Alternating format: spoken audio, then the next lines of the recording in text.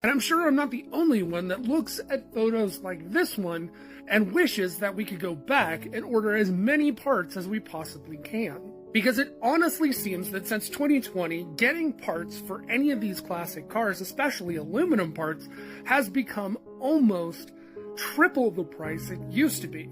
And honestly, looking online, there are a lot of people that are throwing out some pretty far-fetched reasons as to why those parts are so expensive now. I will tell you that yes, inflation does play a small part of it, but the real reason that we're having this problem is greed. So as recently as 2018, this intake manifold, the PM7 from Thixton, cost approximately $160 to cast.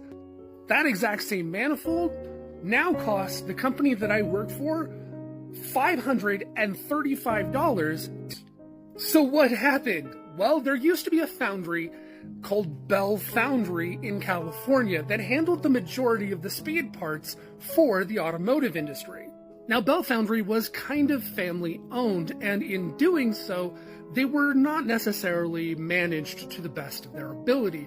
But normally that means that the customer gets screwed. In this case, they actually helped to drive prices down in the industry and keep prices low so that other foundries in California and the surrounding areas were forced to compete with Bell Foundry's low costs. Fortunately, that also meant that Bell Foundry's low costs meant that they couldn't keep up with EPA changes and never did anything to improve the foundry.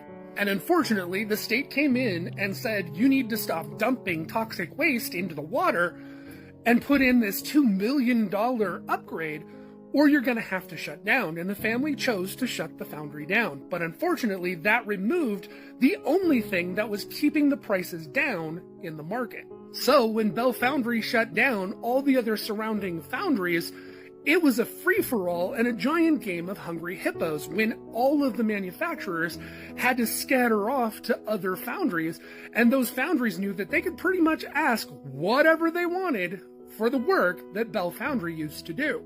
So that's why we're seeing such massive increases in aluminum parts, because the industry is literally gouging these manufacturers because they can. And before you jump on California and their EPA laws, the point of this isn't that.